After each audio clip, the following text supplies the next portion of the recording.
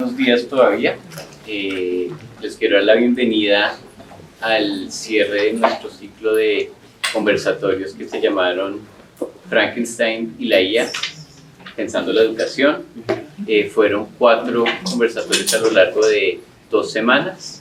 El propósito es traer diferentes voces, diferentes profesores, personas externas, para discutir un mismo tema que nos atraviesa a todos como profesores, como estudiantes, como personas del siglo XXI, que es la IA, y ver cómo está afectando nuestra relación con la educación. Ya como vamos a cerrar, pues les quiero contar un poquito la historia de cómo surge esta iniciativa. El semestre pasado, con 2 grupos de grandes problemas de la historia, leímos Frankenstein, y a raíz de esa novela empezamos a cuestionar un poco cómo la ciencia y la tecnología van empujando ciertos límites y van generando ciertos dilemas humanos. Los invito a pasar por el container detrás del eje, ahí está la exposición, porque ese grupo lo que hizo fue contestar esta relación de cómo me identifico yo con la ciencia, la tecnología, el conocimiento, cómo me identifiqué con la novela de Frankenstein, y lo plasmaron en obras de arte. A raíz de esas obras empezamos a hablar de la posibilidad de pensar una nueva criatura como la de Frankenstein, no en el siglo XIX con la electricidad, sino en el siglo XXI con la IA. Entonces empezamos a conversar. El primer conversatorio lo tuvimos con el profesor Felipe Rodríguez, que es artista, y con el vicerrector académico, el ingeniero Osvaldo Castillo. Entonces ahí pudimos como empezar una primera conversación. Creo que algunos de ustedes pudieron estar en esa primera charla. En la segunda tuvimos otros invitados. Estuvo Álvaro Herrera, que es filósofo, pero también trabaja en temas de tecnología desde colegios y maneja todo el sistema de integración, desde cómo se conecta un iPad hasta cómo está el currículo en línea. Entonces lo pensaba como desde su lugar, cómo está interviniendo la IA en la educación en colegios. Estuvo Mario Cañón, que es profesor de la maestría de ciencia de datos, y nos contó cómo esa relación con la tecnología, y estuvo de nuevo Felipe Rodríguez. Ayer tuvimos una que fue un poquito diferente, donde hablaron Roberto Palomino, que es filósofo del Departamento de Humanidades, y habló como desde la ecología y ese impacto sobre nuestro cuerpo de la IA. Y vino María José Afanador, que es la directora del Departamento de Narrativas Digitales de la Universidad de los Andes, y nos habló desde ese otro lugar.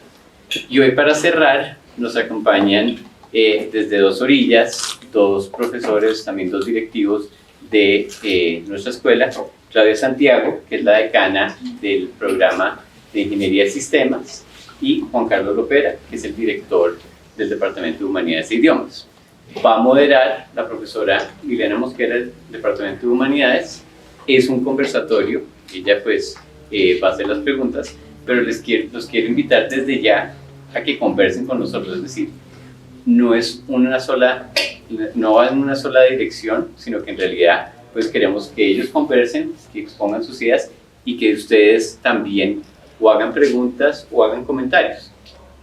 Tal vez no logramos hacer todas las preguntas, no pasa nada, pero la idea es que ustedes se lleven de acá alguna duda, alguna pregunta, es decir, que los incomode un poquito pensar este tema de la IA y su educación, ¿vale? Entonces, un aplauso para nuestros 3 invitados y empezamos.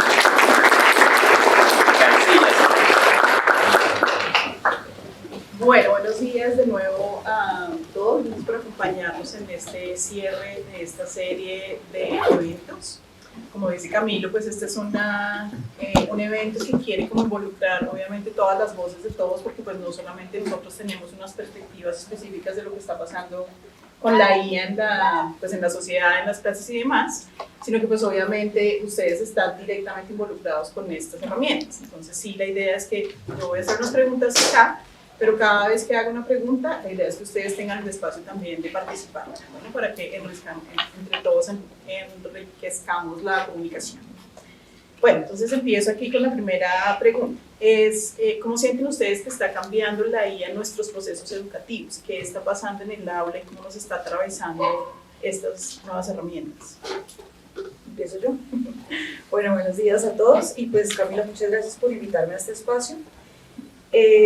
Pues yo pienso que nos está cambiando para bien, pero tiene unos riesgos, ¿sí? Nos está cambiando porque nos permite personalizar más el conocimiento, nos permite encontrar otras maneras de llevar lo que queremos transmitir a los estudiantes a las aulas. También a los estudiantes les permite aclarar dudas, identificar debilidades que tienen y poderlas mejorar con esas herramientas de IA. Nos permite hacer más rápido algunos procesos que de pronto nos quitaban más tiempo, pero el riesgo ahí es que nos acostumbremos tanto a que sea la IA la que piensa, a que sea la IA la que decide, a que sea la IA la que analiza y critica, y que las personas empecemos a perder esa capacidad.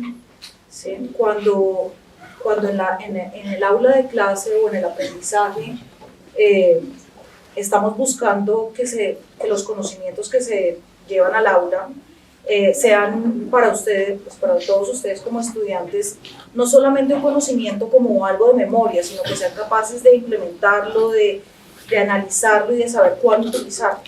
Si la IA es la que está generando todo ese aprendizaje y ese hacer las tareas, pues lo que va a pasar al final es que esa capacidad de análisis, de crítica, de validación que tenemos nosotros como profesionales se va a perder. Entonces, sí creo que es una oportunidad, que no podemos decir que la inteligencia artificial no debería estar, que claramente es una herramienta que podemos utilizar en las aulas, pero que también tenemos que tener unas capacidades que como personas debemos desarrollar y no puede ser ella la que aprenda, sino nosotros los que aprendamos.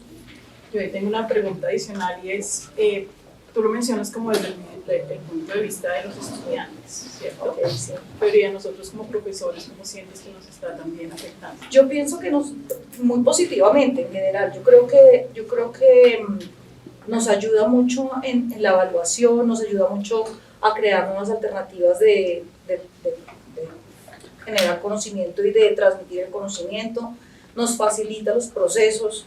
Sí, a veces hacíamos cosas que eran muy manuales y que nos desgastaban mucho, por ejemplo, procesos de calificación, ¿sí? A través de herramientas de IA, con unos buenos prompts, uno puede generar procesos de calificación mucho más sencillos para nosotros y nos deja tiempo para hacer lo más importante, que es la interacción con los estudiantes. Entonces creo que se convierte en una herramienta muy positiva para nosotros, ¿sí? Y más que, yo pienso que las oportunidades que tenemos con IA, nosotros como profesores, son mucho más grandes que los riesgos que podríamos correr en el aula. Bueno, buenos días a todos. Muchas gracias, Camilo, por este espacio. Yo iniciaría, de hecho, robándome unas palabras de uno de los panelistas que nos acompañó en otro de estos espacios, Álvaro Herrera, mencionando que estos avances en la tecnología nos han permitido democratizar un poco el conocimiento, ¿cierto? Entonces Álvaro en ese momento nos decía que, por ejemplo, la imprenta había ayudado, cuando apareció la imprenta, un avance tecnológico, había ayudado a democratizar el conocimiento en la medida en que se había permitido imprimir, por lo menos en series, ciertos documentos. Lo mismo nosotros lo vivimos con la llegada del Internet, ¿sí? Y ahora con la llegada también de la inteligencia artificial. Vamos, estas herramientas tecnológicas, estos avances, estas innovaciones en tecnología nos han permitido a nosotros como ciudadanos poder acercarnos de una manera más fácil al conocimiento. Por ejemplo, hoy en día si yo necesito conocer o profundizar sobre algo que aprendí o me enseñaron en una clase y que no me quedó muy claro, pues yo se lo puedo preguntar al chat, ¿cierto? Se lo puedo preguntar a un chat con inteligencia artificial que me refuerce ese aprendizaje, entonces, o esos conocimientos. Entonces creo yo que la inteligencia artificial pues, nos ha permitido eso, democratizar un poco más el conocimiento. También estoy de acuerdo con lo que nos decía Claudia hace un momento, que estas tecnologías también tienen sus riesgos y por eso este tipo de espacios me parecen importantes, porque son los lugares en donde nosotros podemos discutir sobre esos riesgos. Porque en últimas, digamos, los riesgos no son objetivos, sino que son construcciones sociales. Digamos que nosotros por medio de la discusión y la conversación podemos identificar las cosas que podemos encontrar como peligrosas para el estilo de vida que queremos tener, ¿cierto? Entonces, en ese orden de ideas, pues la inteligencia artificial y estas nuevas tecnologías nos presentan nuevos riesgos. Entonces me uno un poco a lo que nos decía Claudia hace un momento. Por ejemplo, que los estudiantes encuentren ahí una manera fácil de hacer o cumplir con un entregable, con un trabajo, ¿sí? Entonces, si un estudiante tiene que hacer en un espacio académico, en un curso, tiene que hacer, por ejemplo, un texto argumentativo, entonces que simplemente le diga al chat, ¿no? Necesito que me haga un texto argumentativo de 200 palabras, ese es el tema, ya, listo.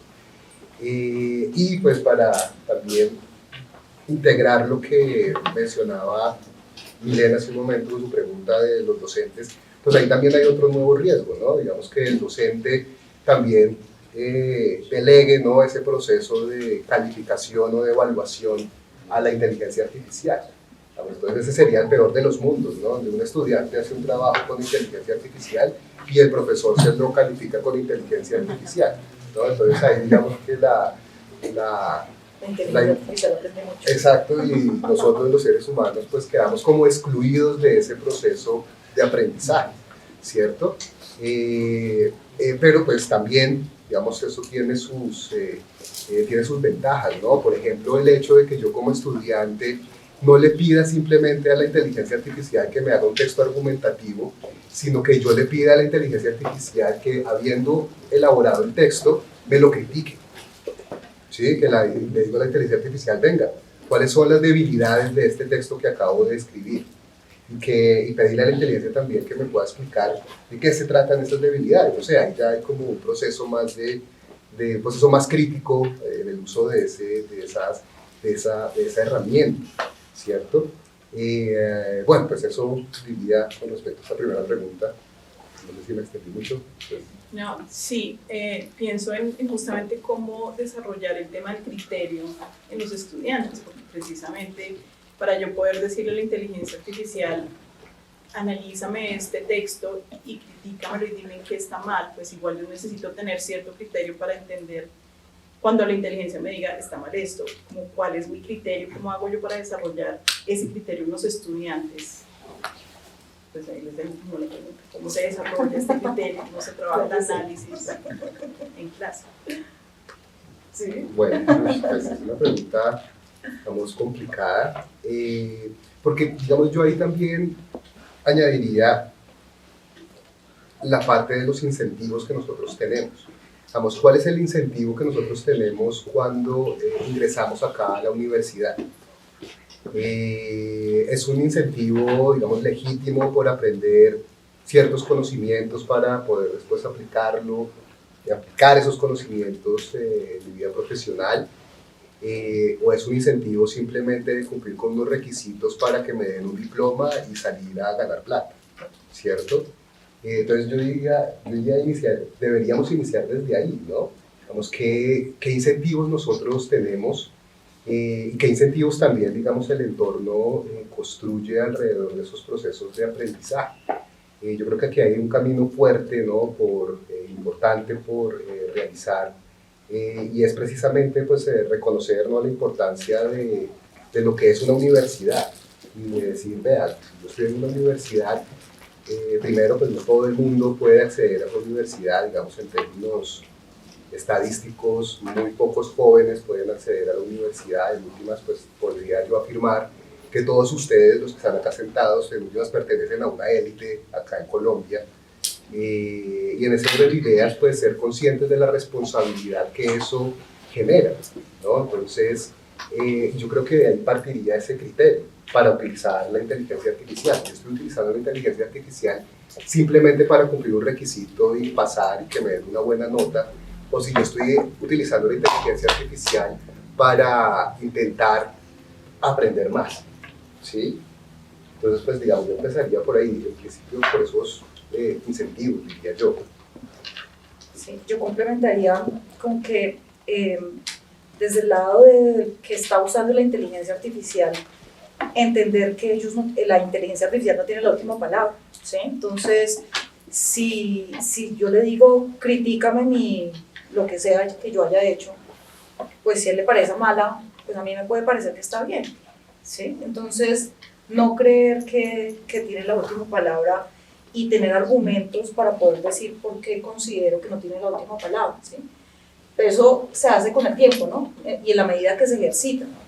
Y yo creo que ahí la responsabilidad que uno tiene como profesor es grande, porque nosotros como profesores conocemos del tema que estamos enseñando, conocemos la aplicación en el mundo real, conocemos el tipo de problemas que se van a tener que encontrar en la vida profesional. Y parte de lo que hace un profesional, ¿sí? De las carreras que nosotros ofrecemos acá, es resolver problemas. Y resolver problemas, no todos los problemas son iguales, no todos los problemas se resuelven de la misma manera. Hay unas bases, y esas bases son las que nos permiten ir construyendo conocimiento propio y aplicándolo. Entonces, en esa medida, la responsabilidad de uno como profesor para ayudarles a crear ese criterio es hacer muchas preguntas, cuestionar mucho las decisiones que toman, cuestionar todo lo que le entregan a uno. O sea, estoy de acuerdo, o sea, no se me va a pasar por la cabeza que el estudiante hiciera el trabajo con IA y yo le pusiera que lo resolviera con IA y todos felices. Aprendió mucho a la IA, pero nosotros no aprendimos nada. Pero sí, o sea, es una responsabilidad muy grande la que tenemos como profesores porque no solamente es dar el conocimiento, el que tenemos nosotros alrededor de una temática particular, sino es que ustedes empiezan a crear ese criterio, esa capacidad de construir criterio, de analizar lo que se les dice, de criticar lo que uno dice. Si yo digo algo y ustedes están en completo desacuerdo, nada más divertido en una clase que el debate acerca de un tema que uno está desarrollando. Aprenden ustedes, aprende uno, nosotros no tenemos la verdad absoluta y es una oportunidad para crecer juntos. Entonces me parece que ahí también tenemos una responsabilidad desde las aulas. Bueno, perfecto. Aquí quiero justamente abrir el espacio para la interacción. Perdón, puedes hablar más duro para que escuchen la Yo suelo hablar duro, pero bueno, tengo como una duda respecto a una de las afirmaciones del profe, que no me termina de convencer por qué hay que buscar ese criterio. Entonces, yo he tratado de comparar la IA con alguna herramienta de una historia que me parezca que haya generado un cambio de paradigma. Se pueden hacer varias tentativas, algunos más recientes como el Internet. Realmente yo creo que solo hay una que está como al nivel que es el libro. ¿En qué sentido? Bueno, se pueden generar mecanismos que son los que fundamentan la IA, como la escritura fundamenta la existencia de la tecnología del libro. La escritura por sí sola está bien, no te trae cosas buenas, cosas malas, en general. Pero en el pasado se tenía una especie de miedo a los libros, lo podemos encontrar en Sócrates. El miedo es a la memoria, entonces resulta que el libro era el enemigo de la memoria porque pues, puedo condensar información ahí que ya no necesito acá. Entonces, con la existencia del libro ya no tenemos la necesidad de fomentar un criterio hacia recordar cosas. Se puede hacer un argumento similar al que decías pues en pro de yo acordarme de más cosas, pues tengo el libro, yo trato de acordar cosas y voy a compararlo en el libro. Y el que evalúa, digamos que evaluarán la memoria, pues puede hacer lo mismo, no se acuerda de todo, pero tiene el libro ahí para ir escuchando lo que está diciendo a ver si coincide. Ahora, con el tiempo nos dimos cuenta de que no era necesaria tanta memoria o hacer énfasis en tanto la memoria, sino que pues ya están los libros, me acuerdo más o menos del conocimiento y cuando requiera voy al libro. Entonces se pierde el criterio o la necesidad de buscar ese criterio y me hace el cuestionamiento sobre la IA y el criterio que hace referencia es, ¿realmente sí necesitamos ese criterio o tenemos que buscar algo distinto? Ya tiene que haber un cambio paradigmático un poco mayor hacia dónde vamos a enfocar nuestro tiempo, no sé si de pensar o de dedicarnos, digamos, desde la academia, digamos así. Y bueno, esa es mi duda. Yo me quiero unir a esa pregunta, digamos que me parece muy buena, porque la pregunta está diciendo, bueno, cómo me está cambiando una tecnología como el libro, que hoy en día no pensamos que es tecnología, pero es tecnología, tiene un montón de procesos por detrás. Y ustedes mencionan que tenemos que hacer más preguntas y tener criterio, pero si yo me estoy formando en un entorno donde la IA me está atravesando desde el comienzo, mi criterio como un joven, no sé, 10 años, 15 años, va a estar atravesado permanentemente por esa IA. Entonces, ¿quién está formando a quién? ¿O cómo hace el profesor para decirle al estudiante, usa este criterio si no tiene previamente adquirido ese criterio? Es decir, yo pertenezco, y lo voy a decir duro, yo pertenezco a una generación donde la memoria importaba mucho. A mí me tocaba memorizarme cosas porque no tenía acceso a internet tan rápido, si no tenía el papel para anotarlo, etc.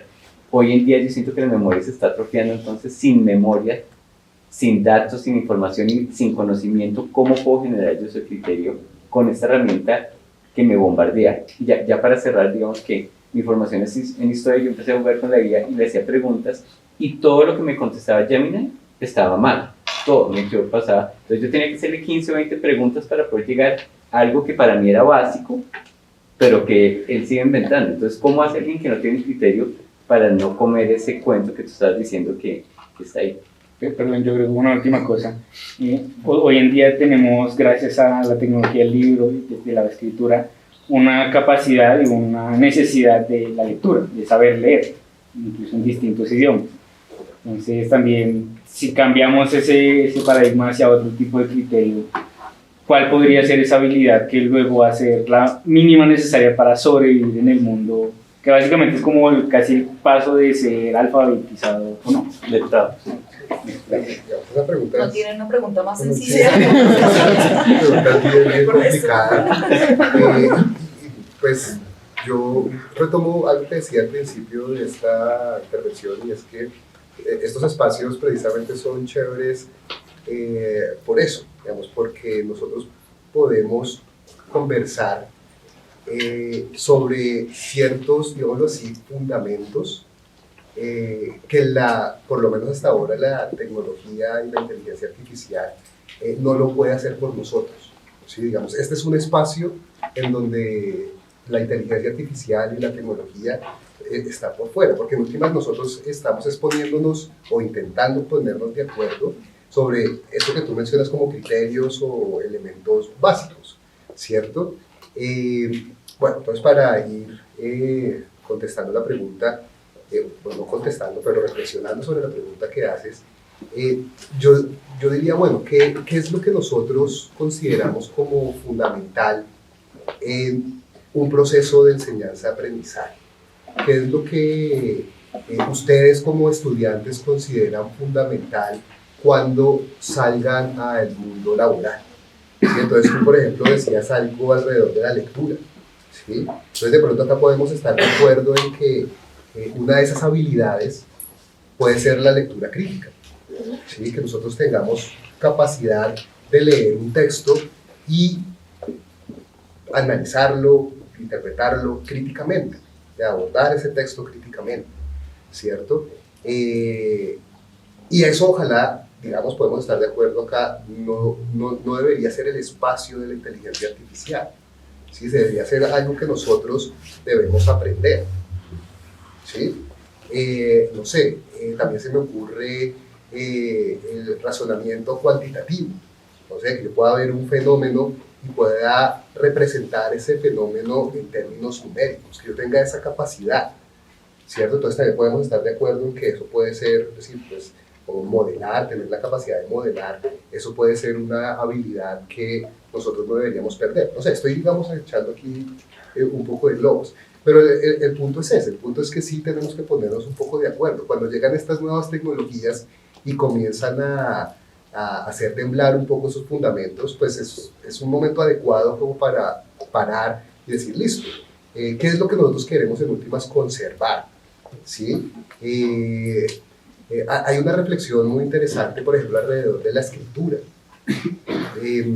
Con la llegada de estos chats que hacen textos de una manera muy eficiente, por ahí yo leía hace algunos meses atrás un artículo que salió en el New York Times, ahorita no recuerdo el autor, y él mencionaba que en principio la escritura no es que haya estado siempre presente en los procesos de enseñanza y aprendizaje. Digamos, el hecho de que la escritura haya comenzado a ser como una herramienta para validar ciertos conocimientos de un aprendiz, en última instancia decía en el texto, es bastante reciente, ¿sí? Antes se privilegiaba, por ejemplo, la oralidad, ¿sí? Antes se privilegiaba principalmente la oralidad, que una persona pudiera demostrar sus conocimientos por medio de una exposición, ¿sí? Entonces él decía que de pronto estas habilidades de escritura se están comenzando a relegar nuevamente y que la oralidad está comenzando a tener mayor peso, ¿sí? A tener mayor peso, porque ¿qué hace uno cuando como profesor, no, ve un texto que parece ser que está como hecho con inteligencia o copiado por ahí? Pues uno llama al estudiante a que lo sustente, ¿no? De manera oral. Sí, entonces el autor de este artículo decía eso, ¿no? Puede ser que, él lanzaba esta idea, puede ser que la escritura comience a debilitarse como herramienta para evaluar conocimientos y que comencemos a fortalecer mucho más la oralidad, ¿sí? Puede ser. Entonces la pregunta es, ¿estamos dispuestos a aceptar eso, a aceptar ese cambio? ¿O nos parece que la escritura tiene que seguir siendo un elemento fundamental en estos procesos de enseñanza-aprendizaje? No sé. Y ahí está, insisto, la importancia de estos espacios para poder discutir sobre qué tipo de cosas queremos conservar. Sí. Bueno, es una pregunta muy difícil porque efectivamente, o sea, ¿cómo defino qué va a ser cuáles van a ser las herramientas que vamos a requerir en 5 años, en 10 años, en un momento en donde precisamente se está haciendo la revolución completa? ¿Sí? Cuando de pronto cuentan lo del libro, de pronto en esa época esa era la preocupación grande y ahorita, y digamos que el libro pegó, por decirlo de alguna manera. Ahora estamos en el tema de la IA y cómo realmente va a resultar afectando, porque hay situaciones en donde de manera muy catastrófica la vemos como un enemigo y más o menos Terminator, que era más de nuestra época que la de ustedes, pero puede ser que sea simplemente una herramienta, se convierta en una herramienta y vamos a tener como que decantar cuáles son los mínimos que sí queremos mantener como humanos, como personas, como profesionales, como seres. Yo primero quisiera hacer una aclaración porque, digamos, como habló Juan Carlos, en la inteligencia artificial se está confundiendo información o datos con conocimiento y son cosas tremendamente diferentes. El poseer información no implica tener conocimiento y mucho menos sabiduría. Y tal vez ese es el problema grande en el que estamos cayendo ahorita, de manera contemporánea en la sociedad, no solo en la educación. Por ejemplo, con lo que preguntó Ángel, la pregunta es del carajo, porque si ya tienes un libro, entonces ya no tienes que saber de memoria y recitar como un rapsoda oralmente la Odisea, que yo no sé cómo hay gente que podía saberse de memoria la Odisea. Sí, o sea, era una cosa tremenda, pero ¿qué pasó?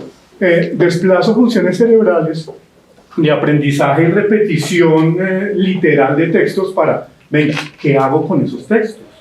Y cuando Gutenberg inventa la imprenta, no se creó una sociedad de un montón de libreros o bibliotecólogos que simplemente sabían dónde estaba el libro. O sea, ahí digamos que la pregunta también está un poquito más enfocada como, ¿hay libro? Entonces ya sé dónde está el libro, ya sé, no, eso no se confundió. Pero ahorita sí se está confundiendo. Necesito tal trabajo, yo sé quién me da la información y simplemente me vuelven un transmisor de información y ahí no hay un proceso de generación de conocimiento. Entonces la vaina cuál es y que trasciende la educación. Estamos en una sociedad donde se está pidiendo de manera cada vez más rápida que se entreguen resultados y respuestas, donde no me importa el proceso que se ha hecho y entre menos errores cometas mejor, que eso es totalmente antipedagógico. Entre más errores cometan, muchachos, mejor. Bueno, no mejor. Aprendan de los errores no quiere decir que entre más errores más van a aprender de corregir. Pero entonces, sí, ya la información está. No hay que negar que las condiciones en las que estamos. Y me parece que somos muy estúpidos como humanidad cuando decimos, uy, entonces tenemos algo que procesa información de una manera que sobrepasa cualquier capacidad humana. ¿Y qué hago yo en la universidad o como profesional? Tratar de hacer lo mismo. En vez de, oiga, ¿cómo hago una cuestión divergente, original, que combine diferentes áreas del conocimiento o diferentes formas, no sé, de artes plásticas con filosofía e ingeniería que la inteligencia artificial sí no hace? No, nos ponemos a competir con algo que, de hecho, de entrada ya nos ganó. Entonces es como estúpido también ahora me está pidiendo más información, tengo que ser el que más rápido la busca. No estamos haciendo un carajo. El problema educativo está ahí, que está ahí. No es la herramienta. Es como, de nuevo, es como si hubiéramos cogido antes el libro, entonces yo soy el que sé cuál libro es y lo señalo y ya pasé. Eso nunca se pensó, pero ahora sí estamos pensando en esos términos. Eso no. Okay. Gracias, maestro. ¿Algún otro comentario? ¿Me quiere decir algo más? Bueno, listo. Entonces voy a seguir con nuestra siguiente pregunta y pues igual como conectar un poquito porque es como pensando igual como en ciudadanía, en participación, en los ciudadanos estos digitales en los que tenemos que irnos convirtiendo cada vez más y adaptando más. Entonces, ¿cómo vamos o cómo ven ustedes como este fenómeno para ser los ciudadanos digitales de este nuevo ciclo? O sea, cómo balancear justamente las habilidades de ser los ciudadanos digitales, manejar todas las herramientas, pero al mismo tiempo mantener como una participación ciudadana, un criterio para elegir, pensando también en nuestras elecciones que vienen ya pronto. Cómo mantenemos estas características como muy propias nuestras de humanos y adaptarnos a estas nuevas tecnologías. Yo voy a responder primero. Bueno, bien. Pues nuevamente, digamos acá, yo diría que estas nuevas herramientas, estas nuevas tecnologías que también se hacen uso de inteligencia artificial nos han permitido poder acceder a diferentes ideas, posturas políticas de una manera mucho más directa. Entonces, por ejemplo, yo puedo entrar a Twitter y saber, o a X, que se llama actualmente, y saber directamente qué es lo que está diciendo un determinado candidato sobre un determinado tema, ¿sí? De pronto seguir la discusión de ese candidato allí. Ya no tengo que esperar, como de pronto ocurría antes, a que un periodista plasmara eso en un artículo de un periódico impreso y que ese periodista en últimas también terminara allí, ¿no? Imprimiendo sus propios prejuicios, etcétera, sobre ese determinado candidato. Yo puedo acceder a esas ideas libremente. Entonces ahí también hay como una suerte de democratización en ese acceso a ese conocimiento, a esa información. Entonces eso es algo, me parece a mí, bastante bueno. Insisto, que uno puede llegar a esa información sin tantos filtros. Pero así como decíamos en el punto anterior, en la pregunta anterior, pues también esto tiene sus riesgos. Porque digamos, estas plataformas tecnológicas que utilizan inteligencia artificial, estas aplicaciones, también pueden terminar desviando un poco nuestra percepción sobre la realidad, ¿cierto? Entonces, pues aquí diría un par de cosas, digamos. La primera es que una de las amenazas o de los peligros que a mí me parece importante que comencemos a identificar es que estas nuevas herramientas y estas nuevas tecnologías como la inteligencia artificial, insisto, pueden estar ya en este momento vulnerando ciertas debilidades que nosotros tenemos como seres humanos. Y esto pues, se ha mencionado en otros espacios, en otras discusiones de este tipo acá mismo en la universidad. Recuerdo una charla que tuvimos hace unos meses con Mike. Y es que nosotros a veces estamos como preocupados porque estas nuevas herramientas, estas nuevas tecnologías como la inteligencia artificial van a sobrepasar nuestras capacidades y nos pueden quitar, ¿no?, nuestros trabajos.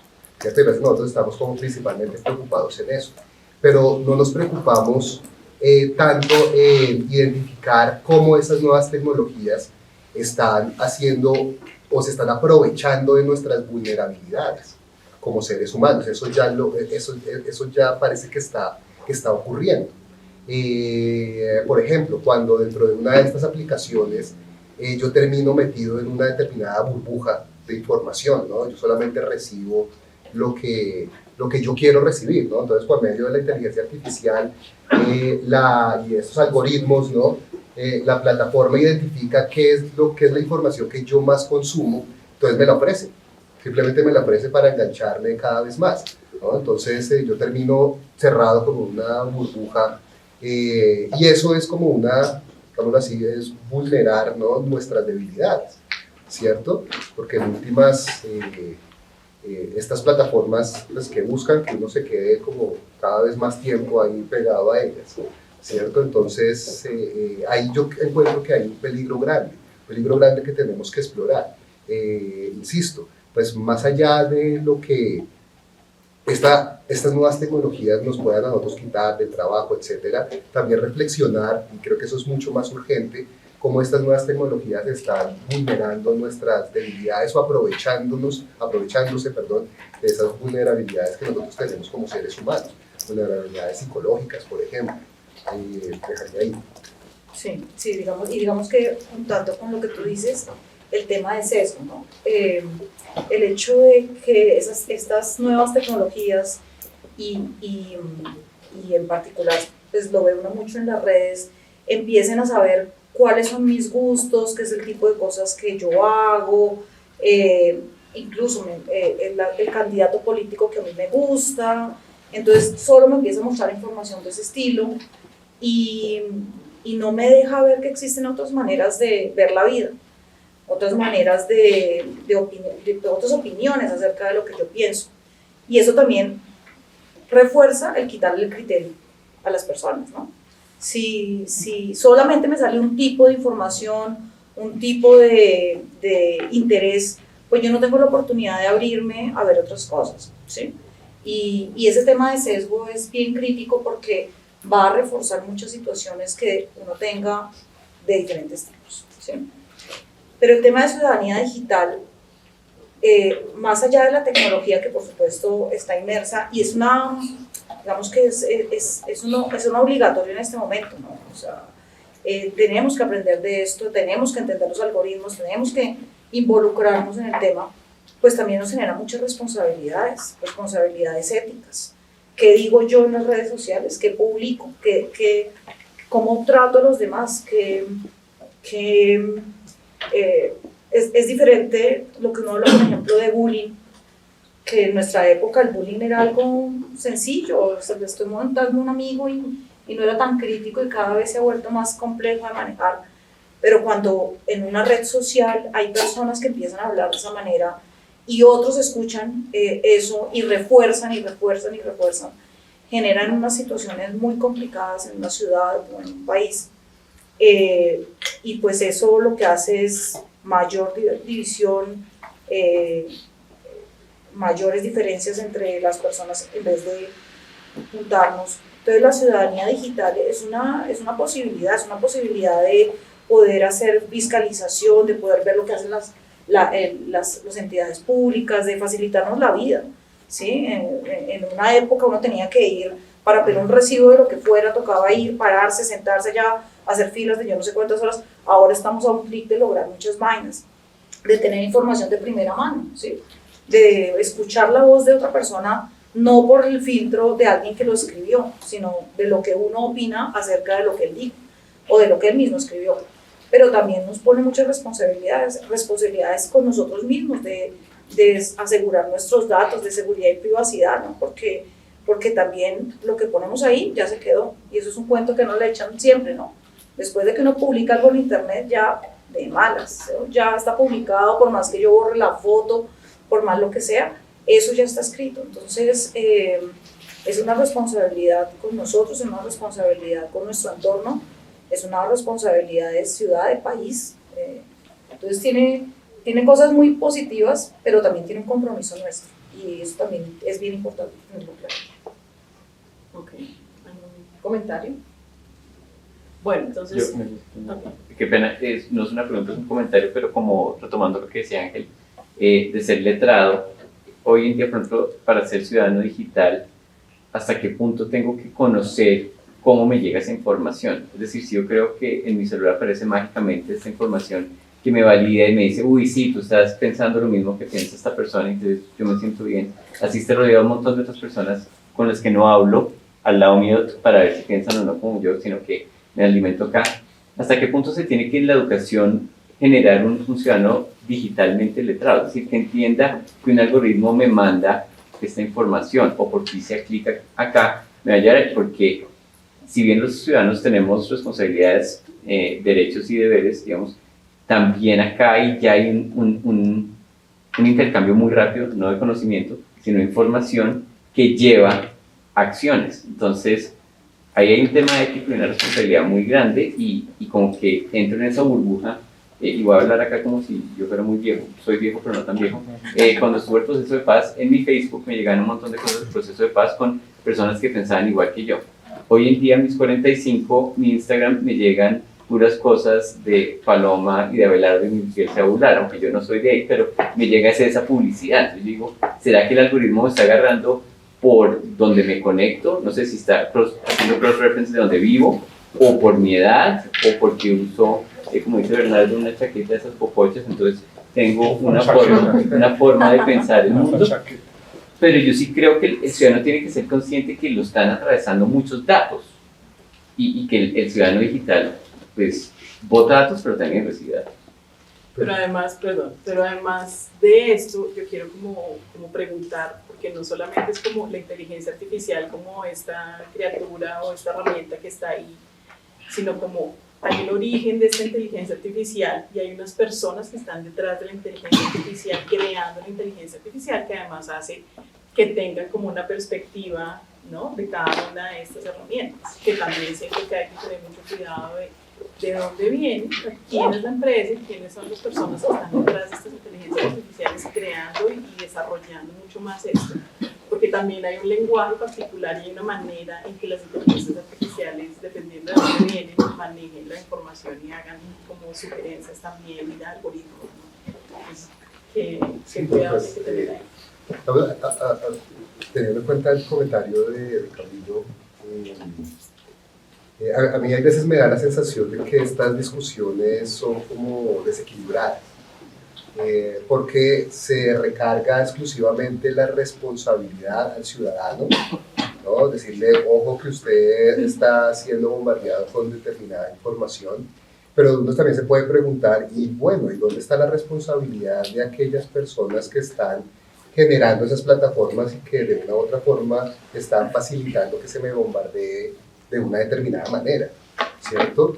Y cuando pensamos en eso, pues yo digo, aquí estamos en una universidad de carácter científico-tecnológica, en últimas el día de mañana son ustedes los que van a estar allí, no solamente como ciudadanos recibiendo información, sino construyendo y creando innovación tecnológica, y esa innovación tecnológica que ustedes van a crear va a tener algún sentido, ¿cierto? Ustedes como creadores le van a tener que dar algún sentido y alguna funcionalidad, y van a tener que también, ojalá, repensar un poco los incentivos en los cuales estas aplicaciones se generan, ¿sí? Porque, digamos, aquí no soy experto en el tema, pero si uno coge una aplicación como, insisto, X o Instagram, Facebook, pues en últimas estas aplicaciones, entiendo, puede ser que esté equivocado, pero entiendo, generan sus ganancias captando la atención de los usuarios, ¿cierto? Para poder después vender esa atención a anunciantes. Entonces yo puedo acceder de manera gratis a Instagram, pero eso no es tan gratis porque en últimas mi atención se está como ofertando y vendiendo, ¿sí?, a ciertos anunciantes, ¿sí? Entonces pues si yo estoy metido en ese modelo, digamos en ese ecosistema, pues ahí van a haber unos incentivos bastante perversos, ¿cierto? Si el objetivo es cada vez monetizar más, pues entonces a mí no me importa el individuo como tal, lo que a mí me importa es cómo lo atrapo, y si a ese individuo lo atrapo metiéndole cada vez más información de un determinado partido político, grupo político, pues simplemente la plataforma lo va a hacer, ¿sí? Entonces, pues, insisto, aparte de que el ciudadano tenga ese conocimiento y que reconozca eso que ocurre ahí, pues también existe una responsabilidad al otro lado, como tú lo mencionabas, ¿sí? Existe a unas personas que están haciendo eso y uno se puede preguntar, y bueno, ¿cómo será posible cambiar esos incentivos? ¿Sí? ¿No será que estamos metiendo unos incentivos que no son adecuados en esos entornos, en ese tipo de aplicaciones, con esos algoritmos? ¿Será que hay unos incentivos que no son tan adecuados? Tenemos que pensar en otro tipo de incentivos. Es algo similar a lo que ocurre con la discusión sobre el cambio climático y, por ejemplo, la deforestación. Y una persona puede sentir que tiene más incentivos económicos tumbando un bosque y poniendo vacas que conservando el bosque, ¿sí? Entonces uno se puede hacer la pregunta, bueno, ¿será que debemos mejor cambiar los incentivos para que una persona que tiene una finca y tiene un bosque lo conserve, en vez de pensar que es más rentable tumbar el bosque y poner vacas? No sé, digamos, y esas son las cosas que tenemos que, insisto, discutir como sociedad. ¿Quién quiere contestar? Que hay una pregunta por ahí. Pues más allá de una pregunta, Pero, más duro, por favor. más allá de una pregunta, pues es más como para añadir y quizás concientizarnos nosotros, y es que lo que hablan los profesores es verdad, y el tema de la burbuja digital es real, y tú cuando entras a los comentarios de una publicación de X político, te van a aparecer los comentarios que van más afines a las cosas que tú piensas. Entonces ahí nosotros como jóvenes tenemos un reto, y es un reto de incomodarnos, de buscar una opinión distinta, de buscar informarnos, y no solo de política, sino de otros temas, de informarnos de fuentes que no estén pagadas, que no estén con manos detrás moviendo los hilos de lo que estas personas dicen. Y aquí cito quizás a Marco Aurelio, y tiene que ver mucho con nosotros, y es que el obstáculo es el camino. El hecho de incomodarnos nos lleva a pensar distinto, a valorar los puntos de vista que tal vez no nos gusten, pero es muy importante. Digamos que, y aquí es una recomendación personal, ahorita para estas elecciones, vean muchas cosas como, no sé, la silla vacía, son gente que crean herramientas desde las que nos informamos y critican a todos los lados y a todos los puntos, y está bien, y ser críticos está bien. El hecho de que tengamos una postura y la critiquemos no nos convierte de otra postura. Y es muy importante esto, porque si les entregamos a las personas a unas ideas, los entregamos ciegamente, como yo llamo focas que solo aplauden, esas personas van a poder hacer lo que se les dé la gana. Y yo personalmente fui muy feliz cuando hubo el estallido social en el gobierno de Duque, y yo lo apoyé, porque estaba bien y debíamos hacer oposición. Pero me entristece mucho cuando los jóvenes suceden cosas con las que no estamos de acuerdo en estos gobiernos y no hablamos. Entonces es una invitación no solo en la parte política, sino en general, a que busquemos la manera de incomodarnos de verías distintas y de criticar. El criticar no nos pone en otra posición, podemos seguir siendo lo que somos, pero es importante criticar y la manera en la que se hace y la que se ejecutan las ideas en las que creemos. Ya. Gracias. Bueno, pues ahí yo tengo respecto a lo que mencionaba Juan Carlos de digamos que los modelos de negocio, ¿cierto? De esas plataformas, sí, de acuerdo. La IA es tan inteligente o bruta como con la información que se alimenta, ¿sí? Y sí, tenemos que ser cuidadosos en ese manejo y aprovechar lo bueno, ¿no? Porque finalmente es una herramienta que nos puede permitir crecer y hacer las cosas más rápidas, más eficientes, muchas cosas, pero sí tener valores éticos cuando nosotros, por ejemplo, en el caso de mi profesión, de mis estudiantes, pues, ¿qué vamos a ir a hacer cuando vayamos a crear herramientas que den soluciones a las personas? Y parte de la creatividad tiene que ser cómo generamos modelos en donde no hayan esas situaciones, ¿sí? Crear nuevas oportunidades, de crear nuevos modelos económicos que nos permitan hacerlo, y eso sí es una innovación realmente, ¿sí? Cuando uno ve la tendencia actual en redes y en muchas cosas de tecnología, es pague, y en la medida que más me pagan, más te muestro, más te apoyo, más te doy. Bueno, ¿qué nos inventamos para que no sea de esa manera, sino de otra? ¿Sí? Otros modelos que nos permitan crecer. ¿Sí? Entonces me parece que es también importante. Y sobre lo que dices, ¿cuál es tu nombre? Andrés. Lo que dice Andrés, completamente de acuerdo. Y de pronto más, no solamente es criticar, porque si nos quedamos en criticar, pues no, falta algo, ¿no? Y es proponer, ¿no? Creo que también a veces uno encuentra en todos los ámbitos, en la casa, cuando los hijos dicen, es que no me gustaron los huevos, ¿sí? Bueno, y ¿sí?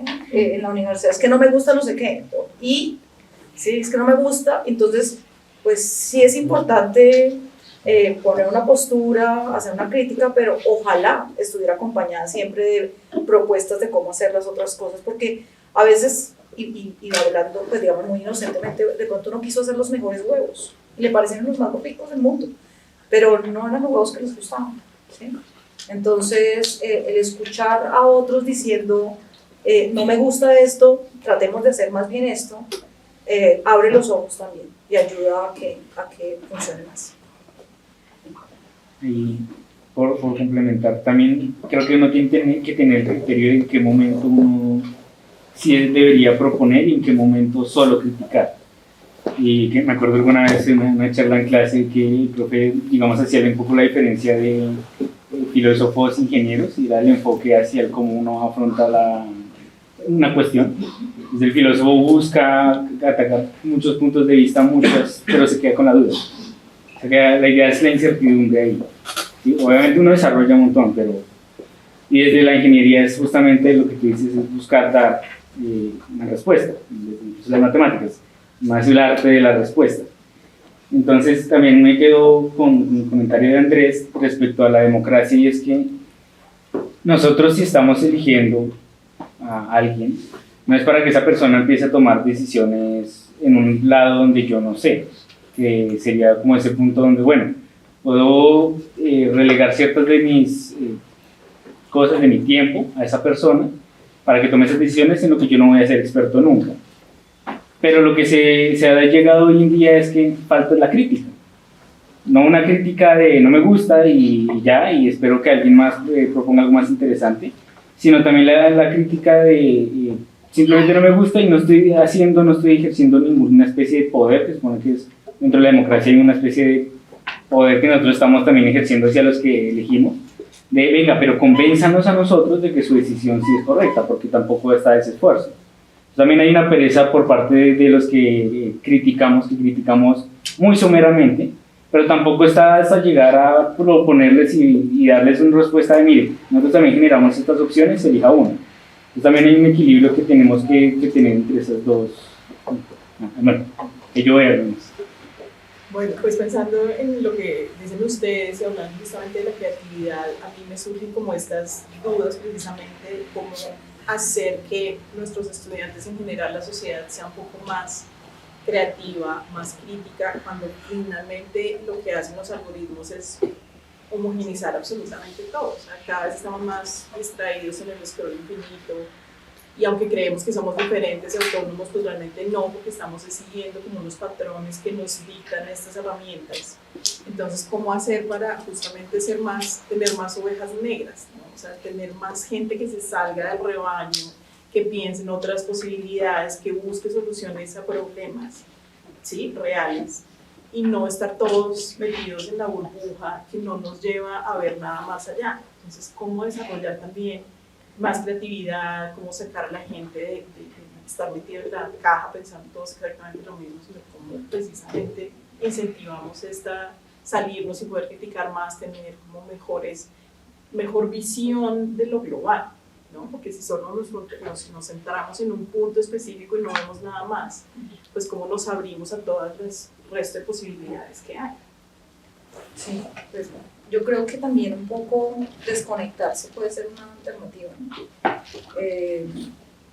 En alguna parte, en algún artículo hablaban del tiempo que uno le dedica, que las personas de este mundo, de esta generación, digámoslo así, le dedican a estar ocupados, no pueden estar desconectados un momento, ¿sí?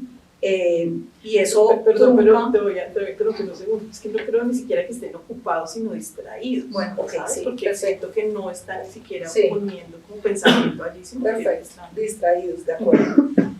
Y esos momentos de aburrimiento generan oportunidades de creatividad, ¿sí? Uno ve mucho, digamos, en nuestra época, bueno, yo creo que es un poco mayor que tú, no mucho, había la aclaración. Si uno se aburría tenía que inventarse algo, ¿sí? Desabúrrase, mira a ver qué hace. Ahora no, está aburrido y uno les busca oficio, ¿sí? Eso, les busca oficio y no les da espacio para aburrirse y que eso les permita pensar en otra cosa, hacer otras cosas, escuchar a otras personas, ser humanos, ¿sí? Porque las conversaciones se vuelven todo el celular, uno ve todos los, a veces me da risa, a la hora del almuerzo están todos en la mesa almorzando y cada uno con su celular, entonces se están mandando mensajes por WhatsApp o cómo es el asunto, ¿no? Yo creo que esos espacios también que generemos sin estar inmersos en tecnología puede generar espacios de creatividad. Hacernos preguntas, esas críticas que uno puede llegar a hacer, bueno, ¿y qué pasa con eso? Pero desconectados, tratando de dejar que no sea tanto lo tecnológico lo que nos imponga el ritmo, ¿no? Ese puede ser una parte. Es que, pensando esa pregunta, hay como diferentes niveles. Pues estoy de acuerdo con lo que dice Claudia, ¿no? Y también, digamos, en la tradición del pensamiento occidental, no mira por allá lo que decía Aristóteles y Platón, para ellos el ocio era bastante importante, ¿no? Para fomentar la creatividad y para poder discutir, ¿sí? En últimas, pues, esta racionalidad que nosotros tenemos dialogante, pues se podía hacer cuando yo no, pues para los griegos, ¿no? O sea, yo lo podía ejercer si yo no estaba teniendo que pensar en sobrevivir, ¿sí? Si yo estaba pensando constantemente en sobrevivir, pues no tenía tiempo de pensar y de crear cosas, ¿sí? Por eso los griegos allá en su momento hicieron como todo un sistema basado en libertad, basada en esclavitud, ¿no? Tenían muchos esclavos y los ciudadanos libres eran como el 1%, el 5%, pero tenían el tiempo de pensar. Yo creo que eso, pues digamos esa idea, pues todavía es válida hoy, no la de la esclavitud, obviamente, sino la idea de la importancia del ocio y eso, y de no ser esclavos de esas necesidades, porque en últimas, digamos, los celulares y sobre todo los celulares generan como una dependencia, nos generan una dependencia muy grande, ¿no? Es como una adicción, ¿sí? Y pues tenemos que separarnos de eso, digamos, hay que comenzar a buscar estrategias para poder separarnos de esa adicción que nos está generando estas herramientas, el celular principalmente. Por ejemplo, apagar las notificaciones, no sé, ahí, cuando yo abordo este tema con estudiantes acá en la universidad, me aparecen ideas interesantes. Ahí, por ejemplo, un estudiante alguna vez me dijo que él, para sentir menos atracción en el celular, le quitaba los colores. Entonces lo dejaba como en blanco y negro y como que eso ya no lo atraía tanto, ¿sí? Ya como que eso no lo atraía tanto. No sé, pues entonces, digamos, buscar esas estrategias.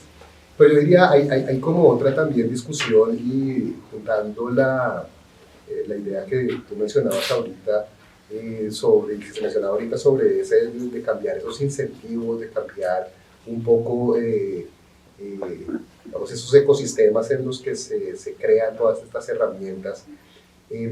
Yo creo que ahí también es importante que nosotros consideremos que eso que nosotros denominamos desarrollo no es lineal. Porque hay veces cuando pensamos que el desarrollo es lineal, como una autopista, entonces pues digamos, sí, nosotros estamos es como centrados en esa autopista y cómo ir avanzando, pero hay veces el desarrollo, o ojalá pensar que el desarrollo no es eso, el desarrollo puede ser también algo totalmente disruptivo, que podamos cambiar paradigmas, eso también puede ser desarrollo. Y nosotros los seres humanos, y aquí tomo una idea por allá de un texto que me gusta harto, de Harari, de Sapiens, nosotros los seres humanos hemos sido capaces de transformar nuestros estilos de vida sin necesidad de que existan transformaciones biológicas o de nuestro ADN. Entonces nosotros asistimos, por ejemplo, a una revolución agrícola, y esa revolución agrícola en donde comenzamos a cultivar y nos volvimos sedentarios, no se correspondió a un cambio en nuestra biología, simplemente a un cambio, no es porque quisimos, como seres humanos. Lo mismo va a ocurrir con la revolución industrial. La revolución industrial también fue una transformación grande en la forma como nosotros hacíamos las cosas como seres humanos, pero que no respondió a un cambio en nuestra biología, a un cambio en nuestro ADN. Y que nosotros seamos conscientes que ese tipo de revoluciones nosotros mismos las podemos agenciar, ¿cierto? Si a nosotros nos parece que existen unos incentivos, unos modelos que no son adecuados, no son como lo que nosotros quisiéramos humanos, pues nosotros también tenemos la capacidad de transformarlos, ¿cierto? Que no nos quedemos con la idea de que lo que estamos haciendo actualmente es lo único que se puede hacer y lo único posible. Entonces tenemos que seguir como en ese camino hacia adelante, porque es lo único posible. No, tal vez nos podemos salir y coger otro camino, como ocurrió en la revolución agrícola, se cogió otro camino, como ocurrió en la revolución industrial, se cogió, como humanidad cogimos otro camino. ¿Quién sabe qué revolución vendrá en algunos siglos? ¿Quién sabe? Pero nosotros somos capaces de hacer eso, de hacer y generar esa transformación. Ok. ¿Comentarios? Bueno, igual mucho al hecho de dejar eso para que pues se fomente una creatividad y pues como que pensé, por decirlo así, tengo como esa posibilidad. Y pues mi pregunta radica a cómo ustedes creen como alternativas o de pronto formas, porque pues si se dan cuenta cada vez el cerebro se vuelve como más perezoso. Y gracias a eso pues sí, uno de pronto dejando eso tiene como, no sé, el espacio para pensar. Pero por ejemplo, uno es como, ¿para qué lo hago? Entonces uno sigue y es como, después es como esa procrastinación que se da debido a eso. Y por ejemplo, no sé, pues cito mi libro muy conocido que es Un Mundo Feliz. Por ejemplo, ahí la gente, para no sentir como esos vacíos de pensar, esa infelicidad, se crea como esa forma de que se creen humanos, que pues no haya familias para que no sientan vacíos, para que no se cuestionen muchas cosas.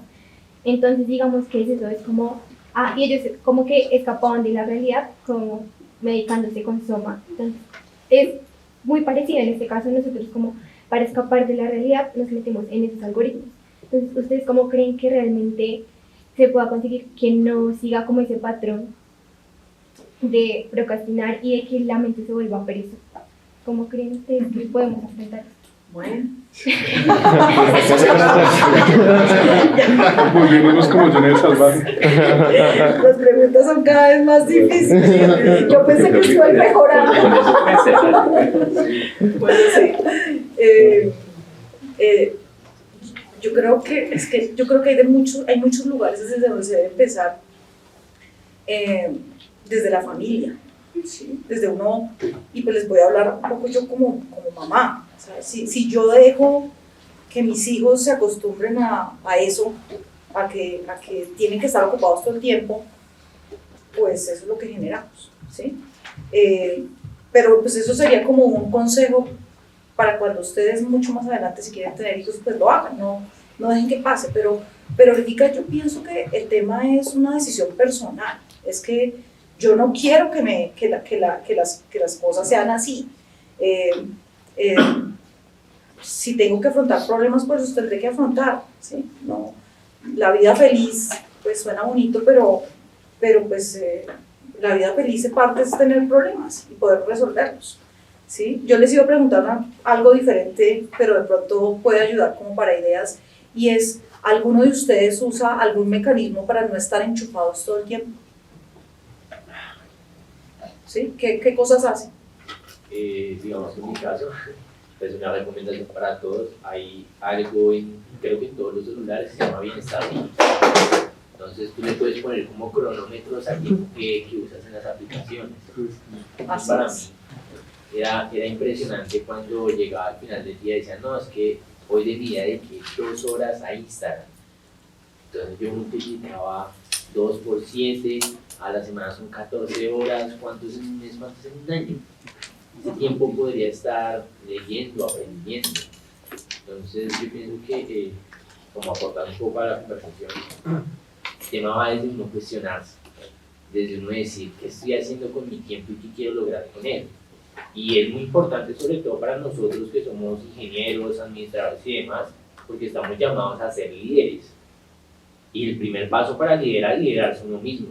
Entonces, si yo no puedo tener autodisciplina conmigo, cuando yo esté en la planta, cuando yo esté en la construcción, cuando esté en mi equipo de trabajo, ¿cómo voy a hacer para liderar a los técnicos o a las demás personas que están a mi cargo?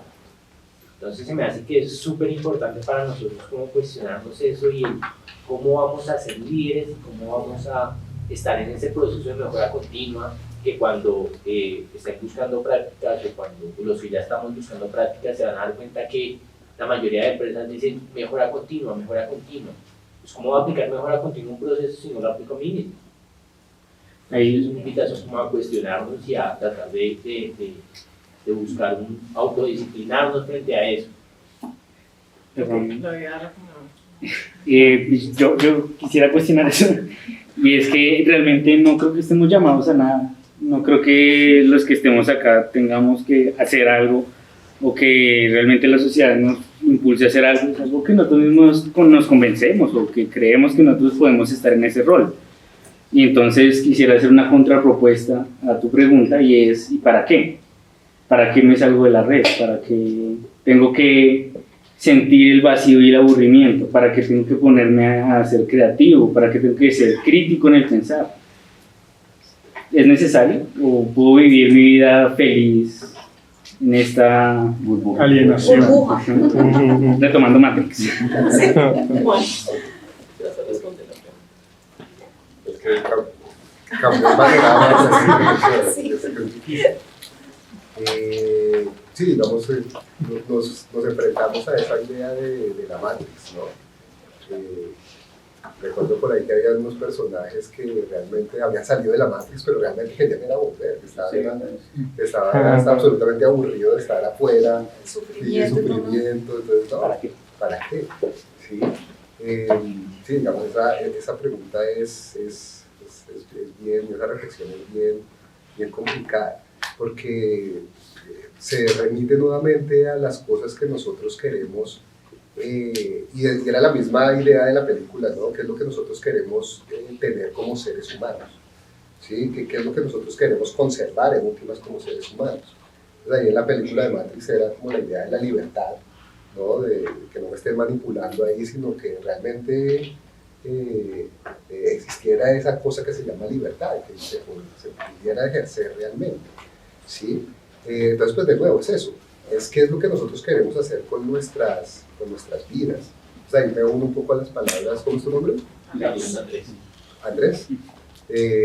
Sí, eso es como una apuesta personal, porque yo en este tema endurecería un poco las palabras. Yo diría, enfocándonos precisamente en el uso de los celulares, yo diría, estamos reconociendo que somos adictos, así como hay adictos a las drogas, así como hay adictos al juego, ¿sí? ¿Será que nosotros estamos siendo adictos a un celular? Que de la misma forma que el que va a un casino, mete la moneda en una máquina y jala la palanca para ver qué le va a dar la máquina, ¿no será eso mismo que está ocurriendo cuando nosotros cogemos el celular y decimos, ¿qué me va a dar el celular? ¿Qué me va a dar ahora y qué me va a mostrar a mí ahora? ¿Sí? ¿Y dónde están mis likes? ¿Sí? ¿Será que nosotros estamos reconociendo eso? ¿Estamos reconociendo esa adicción? Y ahí podemos complementar la pregunta. ¿Será que nosotros queremos vivir como seres humanos siendo adictos, ¿sí? Si nosotros vemos un adicto al juego y ese adicto nos dice, es mi vida, yo quiero ser adicto, pues no sé, o alguien que sea adicto a las drogas y esa persona nos diga, que esté por allá en la calle, nos diga, a mí no me importa, yo quiero ser adicto a las drogas, es así como yo me siento bien. Pues no sé, digamos, eso es una reflexión de nosotros como seres humanos, si eso es lo que queremos realmente o no, ¿sí? Ya. La pregunta de Ángel me parece del carajo, porque siendo sinceros, en la historia de la humanidad el individuo es una cosa nueva. Y antes tú simplemente tenías que ser un vasallo que debes hacer para lo que estás ahí y punto. Entonces, chévere, darle como esa vuelta. Yo diría que, como ya hemos hablado en clase, ¿no? Abrazar el absurdo y tratar de buscar una existencia auténtica. Y, sin embargo, pues, por lo menos hacerse la pregunta, el decir, oiga, no quiero, ¿para qué me voy a problematizar? Pero sí hacerse la pregunta y que sea por lo menos una decisión. Quiero... de manera voluntaria ser ignorante, ¿sí? la servidumbre voluntaria, pero hay que matizar, lo que tú dices no lo veo correcto, que bueno, Juan Carlos, en el sentido en que el adicto es una anomalía en la sociedad, ¿sí? Y de hecho está en contra del orden social. El que se quiere desconectar de las pantallas es el anómalo que no está siguiendo las reglas. Entonces aquí hay una imposición social de estar a toda hora conectado, produciendo, consumiendo contenido, interactuando, contrario al ludópata o al drogadicto. Y quería decir una cosa muy pequeñita al final, de acuerdo a lo que decía Andrés, pues mi idea del mundo corporativo y esas cosas, pero sí hacerles un llamado a los ingenieros que son los que crean estas cosas. Por ejemplo, pues Geoffrey Hinton, Joshua Bengio, después de ser el primero, uno de los padrinos de la IA y el otro también un duro creador de estos redes neuronales, han dado un paso atrás y dicen, uy, venga, ¿qué hemos hecho? Entonces no sean como Oppenheimer después de que vio la primera explosión de la bomba atómica en Alamogordo y digan, la cagué. O sea, es que tenemos que producir por producir, hacer por hacer, cada vez desarrollar. O sea, yo no estoy en contra del desarrollo, pero ¿para qué carajos lo estoy haciendo? ¿Qué finalidad tiene esto? Y muchas veces no se pregunta, el ingeniero está en el diseño, en el algoritmo, en el programa, en la oficina, no sé, en el cubículo, donde sea que esté trabajando. ¿Y qué carajos tiene que ver eso con el mundo real? No sé, eso pregúntele al que lo vaya a utilizar, digamos en el caso del puente, no sé, yo hice el diseño, quien compra los materiales es otro, quien va a utilizar el puente es otro y terminamos en esa banalidad del mal que no se va a ganar. Entonces hay que pensar para qué hago las cosas y también a nivel individual. Como, oigan, ¿sí? Yo de verdad para qué estoy acá, ¿quiero un título o quiero aprender? ¿Quiero sacar una nota o quiero generar conocimiento? Y si nos hacemos esas preguntas, pues somos unos esclavos tremendamente útiles y alienados. Que bienvenido el que quiera, pero ya. Bueno, yo creo que con eso ya se nos acabó el tiempo, entonces muchas gracias a los que se quedaron hasta el final. Ojalá les queden muchas reflexiones en torno a estos temas, porque siempre nos quedamos con un poco de tiempo. Y pues me quedo con las palabras de Mike, de por lo menos que sea una decisión, ¿no? Por lo menos ustedes piensen en dónde quieren estar y cómo quieren estar. Entonces, muchas gracias, un aplauso.